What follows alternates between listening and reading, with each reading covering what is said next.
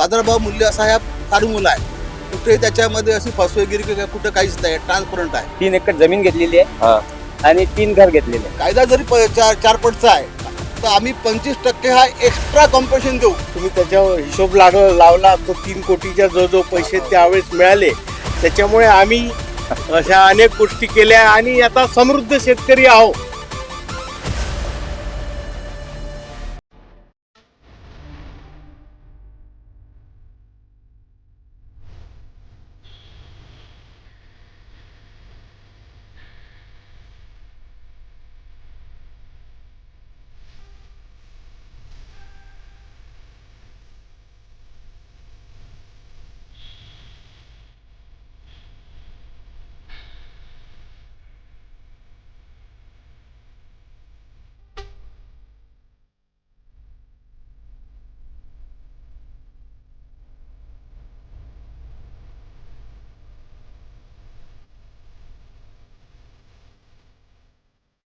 तर सगळेले राम राम नमस्कार. म्हणजे खरं तर ह्या कार्यक्रमाचं स्वरूप असं म्हणजे खरं तर सरकारी अधिकारी आपल्या सोबत आहे. आपण कलेक्टर साहेबाच्या ऑफिस मधलं एखादं दालन बुक करू शकलो असतो, तेवढे लोक तिथं मावले असते. इकडे म्हणते ना जरा का बा बांधावर जाऊन चर्चा, म्हणजे ऍक्च्युअल बांधावर जाऊन चर्चा, तर त्या स्वरूपातली ही चर्चा आपली इथं आहे.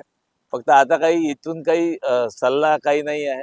चर्चा म्हणजे अशी आहे की याच्यात बाबा हे मोठे अधिकारी आहेत किंवा हे आहेत हे न करता, कारण आपण आता सगळेजण एका लेवलला आलेलो आहे, एका लेवलला आपण बसलेलो आहे. आपला शेती हा अत्यंत जिव्हाळ्याचा विषय आहे, सगळ्याचा विषय, तुमचाही आहे, मायाही आहे. तर पण कसं आहे की महाराष्ट्र राज्याचा विकास हा पण एक त्यातला सगळ्यात मोठा भाग आहे. कारण जोपर्यंत दळणवळणाच्या साधना होत नाही तोपर्यंत आपलं काही कुठं जात नाही. म्हणजे तुम्हाला तुमच्या जवळचं उदाहरण सांगतो मी. आपला गोरस पाक अजूनपर्यंत वर्ध्याच्या बाहेर गेला नाही. आतापर्यंत विदर्भ आणि मराठवाडा हे म्हणलं की आम्ही पण कॉमेडी करू तिकडे जाऊन, का आमचा मागासवर्गीय एरिया आहे, आम्हाला काही भेटत नाही, आमच्या इथं पाऊस पडत नाही, पाणी पडत नाही, काही इंडस्ट्री नाही, काही कुठं सुखसोयी नाही आहे. पण तुमच्या सगळ्याचं खरं तर आम्ही अभिनंदन करायला आलेलो आहे. तर तुम्ही सगळे मिळून ह्या सगळ्या प्रोजेक्टला एक उत्तम साथ दिली आहे, तुमच्याकडून याला मान्यता दिलेली आहे, ह्याच आभारच आहे. पण कसं आहे की मी शेतकरी आहे, मलाही माहित आहे जमीन म्हणजे काय आहे. तर एक तर ते आपली जमीन वडिलोपार्जित जमीन असते, किंवा आपण लय मेहनतीनं घेतलेली, पैसे खर्च करून घेतलेली जमीन असते, त्यात आपले काहीतरी स्वप्न असतात. पण कसं आहे की आता जो भाग आहे तुम्ही तर त्याला सगळे राजी झालेले आहे. हे महाराष्ट्राच्या विकासाची एक नांदी आहे असं समजून घ्या. कारण जोपर्यंत तुमच्या इथं काही गोष्टी पोचत नाही आणि तुमच्या गोष्टी तिकडे पोचत नाही तोपर्यंत देवाणघेवाण नाही. जसं आता आपल्याकडे आता जसे तुम्ही शक्तीपीठवाले आहे, तसे हे समृद्धीवाले आहे. तर हे शेतकरी जे आहे हे समृद्ध शेतकरी आहेत. हे जे कपडे थोडे चांगले आहेत तुमच्यापेक्षा. तुमचे कपडे तुमच्याला चांगले कपडे येणार आहेत, तुमचे कपडे शिवायला टाकलेले आहेत तिकडे आम्ही. तर हा नाही, खरंच टाकले शिवायला. तर ह्याच्यासाठी एकमेव साधन म्हणजे हे रोड आहेत. आणि हे रोड आता आपल्या महाराष्ट्रात चांगल्या पद्धतीनं होऊन राहिले आहे. म्हणजे गडचिरोली पासून सगळं हा जो शक्तीपीठ महामार्ग आहे हा नागपूर ते गोवा डायरेक्ट आहे. त्यामुळे तुम्ही जे पुढे येऊन मदत केलेली आहे, आणि बरेचदा काय होते की बरेचदा आपल्याला बरेच लोक मिसगाईड पण करतात की बाबा कोणतरी सांगते की नाही आमच्या संघटनेचा विरोध आहे, तुमच्या संघटनेचा विरोध आहे. तसं नाही आहे.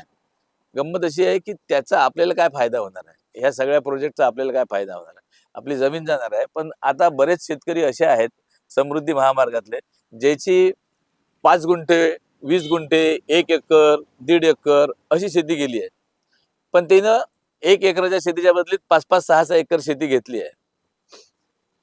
तो पण व्हिजन आपल्याला ठेवायचा आहे पुढे.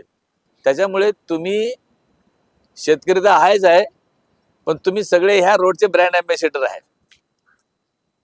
आपल्याला साधारण जी आत्ताचे जमिनीचे आपले भाव आहेत त्याच्यापेक्षा कैक पटीनं जास्त भाव मिळणार आहे आणि त्याची पारदर्शकता ठेवली आहे ह्या सगळ्या व्यवहारात.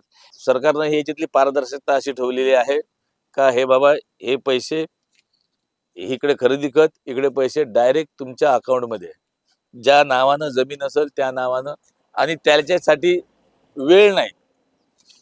म्हणजे 1 तारखेला खरेदी केली तर 10 तारखेला पगार नाही, इतकं सगळं पारदर्शक ठेवलेलं आहे. आणि शेवटी कसं आहे की काही गोष्टीसाठी आपल्याला योगदान द्यावे लागते. शेवटी आपल्याला आपला विकास साधायचा आहे, काही आपल्या लेकरा बाळासाठीचा आहे. आता ह्या समृद्धी मार्गाच्या माध्यमातून काय काय कोणाकोणाचा विकास झालेला आहे हाही एक ऐकण्यासारखा भाग आहे. म्हणजे बरेचदा आपल्याला अनेक गोष्टी माहीत नाही. तुम्हाला हे तुम्ही कन्व्हिन्स झालेलंच आहे ऑलरेडी, तुम्ही तुमची जमीन चा होकार दिलेलाच आहे. पण अजून काही कमी जास्त झालं किंवा 2-4 शेतकरी मध्येच उभे राहिले किंवा 2-4 संघटनाला उभे राहतात, बरं त्याची जमीन जाते काय? एकाची जमीन जात नाही, त्याच्याजवळ जमीनच नाही आहे. पण त्याला विरोध करायचा आहे, विरोधाला विरोध करायचा आहे, असं नका करू. कारण लय दिवस आपण मागास वर्गात, आपण म्हणजे मागास म्हणून लय दिवस आपण काढलेले आहे खरं तर. आता हे सगळे तरुण पोरं आहे, हे सगळे यांना आता पुढे येऊन काही गोष्टी होणं गरजेचं आहे. तर हा एक संवाद आहे. तर ह्या दरम्यान तुमच्या मनात पण काही शंका असतील का बा हे अशानं असं होईन का, तशानं तसं होईन का, तशानं तसं, आपल्याला चांगली चर्चा करायची आहे. तर चांगली चर्चा आपण या ठिकाणी करू. आता तुम्ही काही प्रश्न विचारा आणि हे आपले जे समृद्ध शेतकरी आहेत, हे समृद्ध शेतकरी तुमचा अनुभव तुम्ही सांगा. दादा तुमचं नाव काय? शेख महमूद. शेख मोहम्मद. तुम्ही कुठचे? दिग्रस. हे दिग्रसचे शेतकरी आहे महमूद साहेब. तर तुमच्या किती जमीन होती तुमची? आमची म्हणजे ती 16 एकर होती. 16 एकर. त्याच्यापैकी काकाची, भावाची अशी 10 एकर समृद्धीमध्ये गेली होती. 10 एकर समृद्धीमध्ये गेली. हो. अच्छा. हा आता 6 एकर शिल्लक राहिलेली आहे. हा हा. त्याच्यापैकी 3.5 एकर शक्तीपीठ मध्ये जाणार, 3.5 एकर शक्तीपीठ मध्ये हो. जाणार आहे, समृद्धीला लागून आहे. लागून आहे. हा हा. तर मग तुम्हाला काय वाटते, म्हणजे असं आम्हाला असं वाटते का गेला पाहिजे तो. मग तुम्हाला जे काय समृद्धीकडून जे पैसे बिसे भेटले, हो. तर त्याचं काय जमीन बिमीन घेतली कुठे? हो, 3 एकर जमीन घेतलेली आहे. हा. आणि 3 घर घेतलेले आहे. 3 घर घेतले. वर्धेला 2 आहे. अच्छा अच्छा. आणि एक बहिणीला घेऊन नागपूरला घेऊन दिलेले आहे. बहिणीला नागपूरला घेऊन हो. दिलं, वर्धेला 2 घर घेतले. हो. Okay okay. म्हणजे त्या पैशाचा भाऊनं एक चांगला उपयोग केलेला आहे. 2 वर्ष पहिले याचं एक गॅजेट निघालं होतं शक्तीपीठचं. हा त्याला आम्ही सगळ्यात पहिले समर्थन केलं. तुम्ही जे म्हणे की नाही का संघटना, हा एकही संघटना विरोधात उभी नाही. हा प्रत्येक जण म्हणजे जवळपास दिग्रस पासून तर शेवटला खरडा म्हणून गाव आहे हा हा. वर्धा जिल्ह्यात, करडा. हा त्या तिथपर्यंत सर्व शेतकऱ्यांनी आम्ही समर्थन केलं. हा हा हा. आणि आता कसं आहे, वाट पाहू काही कास्तकार म्हणजे बोर झाले असे अच्छा अच्छा अच्छा. का केव्हा येते बा, रोज चर्चा एकच गावात. हा. सकाळी उठलं का शक्तीपीठ केव्हा येते? शक्तीपीठ, संध्याकाळी बीट दिसलं शक्तीपीठ केव्हा येते. नाही आता कसं आहे तुम्हाला नाही सांगतो, सांगतो मी हे अधिकारी सांगतील तुम्हाला, पण माझ्या बुद्धीप्रमाणे सांगतो का हे काही आपले असं म्हणजे नाही, छोटा मोठा प्रोजेक्ट नाही. कळम यवतमाळ असं नाही आहे. हो ना, हो हे ना. खूप मोठे मोठे प्रोजेक्ट आहे. आणि ह्याच्यामध्ये जसे तुम्ही आता स्वतःहून इन्व्हॉल्व झाले, तसे अनेक शेतकरी अजूनही इन्व्हॉल्व व्हायचं की नाही असं हे त्याच्यावरती टिकून आहेत. माझं पांडवकवडा इथे 16 एकर शेती होती, त्यापैकी 8 एकर शेती ही समृद्धीत गेली. मी धोत्रा रेल्वेमध्ये 30 एकर जमीन घेतलेली आहे. पण आमचा जो अनुभव आहे तो मी शेअर करतो आहे. कारण तुम्ही विरोध जो म्हणतो, आम्ही खूप विरोध केला आहे. कशामुळे आम्ही खूप विरोध केला आहे? गव्हर्नमेंटने पहिले स्कीम आणली होती लँड पुलिंग स्कीम, ती आम्ही रद्द करायला सांगितली. जिथे इन्फ्रास्ट्रक्चर आहे गव्हर्नमेंटसाठी फायदेशीर आहे, त्याच्यामुळे विरोध करण्यात कोणाला काही अर्थ नाही आहे. कायद्याप्रमाणे सगळं होऊन राहिले. जेव्हा आपल्याला माहित आहे का GR सांगून राहिला का 25% एक्स्ट्रा देऊन राहिले, 5 पट जे म्हणून आपण, ते कायद्यात नाही आहे. कायद्यात 4च पट आहे, 25% आपल्याला जास्त भेटू राहिले. याच्या पहिले समृद्धीमध्ये झालं आहे ते. आता प्रत्येकाचे काही डिफिकल्ट राहू शकते, असं काहीच नाही आहे. पण याच्यामध्ये कुठेही अशी म्हणजे कुठे काही गव्हर्नमेंट फसवेगिरी करून राहिलं काहीच नाही. एकदम ट्रान्सपरंट क्लिअर आहे. फॉर्म्युले दिले आहे, कम्प्लीट आहे. आणि तुम्हाला विहीर असेल तर विहिरीचं कॉम्पेन्सेशन वेगळं भेटते, कोठा असेल त्याचं कॉम्पेन्सेशन वेगळं भेटते. तुमची इव्हन पाईपलाईन जरी असेल जमिनीतली, त्याचं सुद्धा हे असते व्हॅल्युएशन होते. आता यांनी जे अमेंडमेंट सरांनी सांगितलं की आपण याच्यामध्ये आणखी सुलभ केलं बा, त्यावेळेस तुम्हाला रजिस्टर ऑफिसकडे जा, तिथे 2-2, 3-3 लाईन लागा, ओल्ड एज राहतात, हे सगळे प्रॉब्लेम त्यांनी सॉल्व्ह केले आहेत. त्याच्यामध्ये आमचा अनुभव जो आहे मी तुम्हाला सांगितलं, मी शेअर करून आलो सगळ्यासोबत का आमचे तर चांगले म्हणजे फायदे झाले आहे. मी सांगितलं शेती 30 एकर घेतली आहे, माझी बाजूलाच आहे, धोत्रामध्येच आहे, आणि माझी 8 एकर पुन्हा तिथेच आहे, समृद्धीला आहे. त्याच्यामुळे कोणाच्या मनात शंका पुन्हा असेल तर मला विचारा, मी पुन्हा सांगतो. माझ्या समजा तुम्ही एक बेस प्राइस 8 लाख जर काढली, तर 8 लाख जर काढली मी एक बेस प्राइस, तर त्याच्या 8 म्हणजे 40 लाख देणार आहे की 8 चोक 32 आणि 25% म्हणजे टोटल 34 लाख रुपये देणार आहे. ते थोडंसं 10 लाख असं तर नियमाप्रमाणे ते 4.40 लाख होते आहे, पण हे तुम्हाला एकरी 50 लाख देईल डायरेक्ट इन्क्लूड राहील.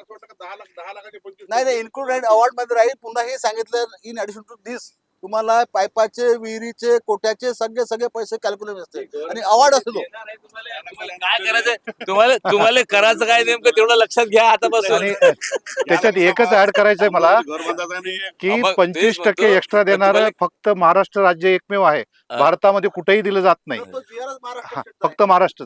त्यामुळे संसदेमध्ये, भारताच्या संसदेमध्ये या समृद्धी महामार्गाची चर्चा झाली की एवढे पैसे जास्त दिले, मग इतर राज्य का देत नाहीयेत.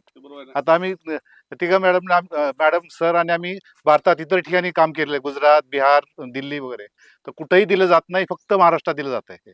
हे विशेष तुम्हाला सांगायचं वाटतं. वा, वा, वा. वा, वा, वा, वा, वा. माझ्या शेताचं व्हॅल्युएशन 8,76,000 लाख रुपये हेक्टर होतं.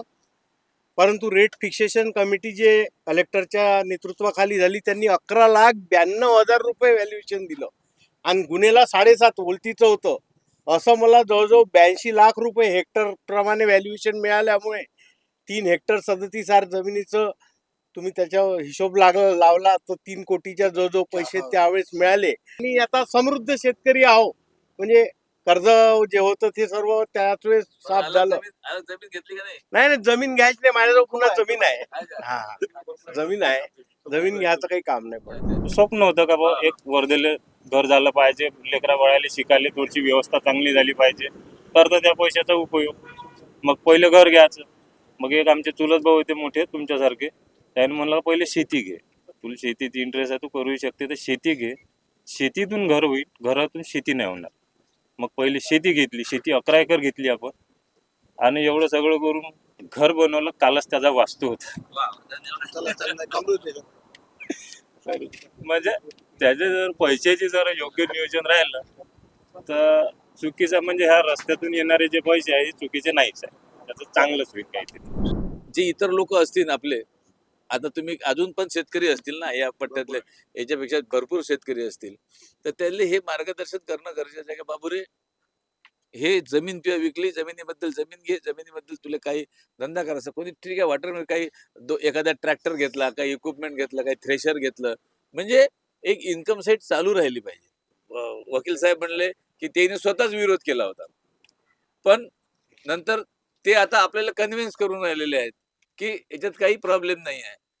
साधारण तुम्हाला काय वाटतं की बा वकील साहेब, हा जो मार्ग उभा राहील त्याच्यातून काय काय आपले किंवा आपल्या म्हणा किंवा आपल्या पुढच्या पिढीचे काय काय फायदे होऊ शकते साधारण?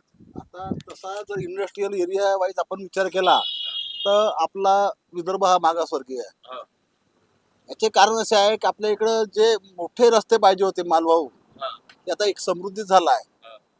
सोबत जर हा जर झाला जो मराठवाडा आपण याच्यात जोडलेला आहे, तर यानुसार जर विचार केला तर डेव्हलपमेंट होईल. आपल्या ज्या फ्युचर आपले जे भावी पिढी आहे त्यांना याचा फायदा होईल. आपल्या मुलांना नोकरी लागेल, लोकल एरियामध्ये नोकरी लागेल, आणि जिथे मोठा रोड बनते त्या एरियामध्ये एक इंडस्ट्री झोन तयार होतो.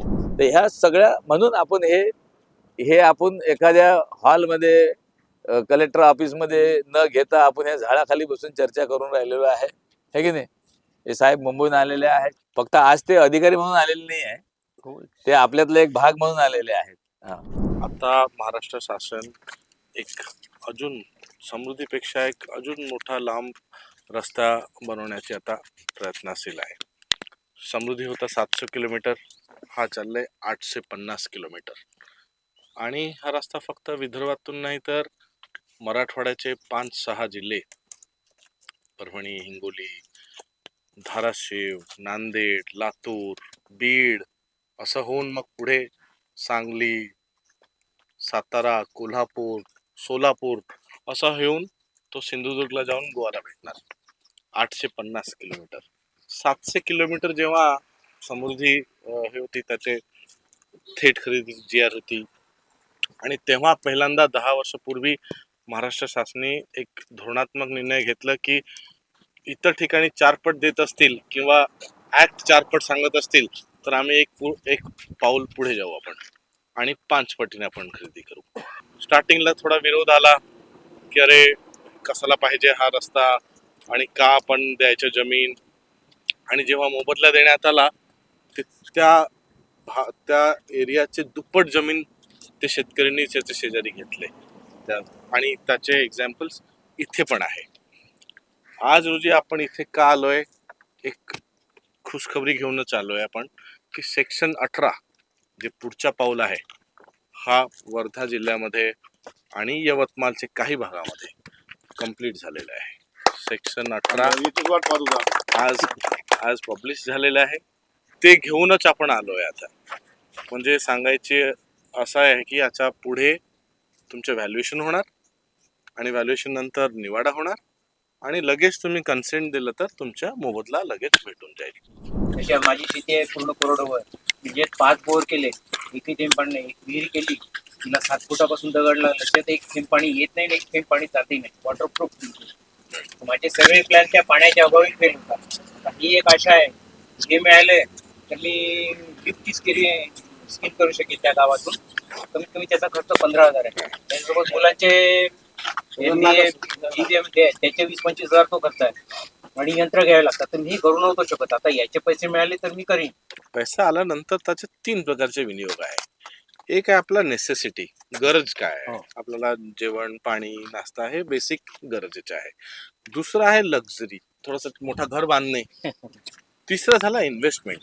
इन्व्हेस्टमेंट म्हणजे फ्युचरला पाहायलासाठी, फ्युचर जगण्यासाठी काय करणार, पुढच्या जनरेशन कसं त्याच्यामधून होतील ते कसं करणार. त्याच्यासाठी साहेबांनी म्हटले की मी जमिनी घेतलं तर घर बनतील माझे नंतर.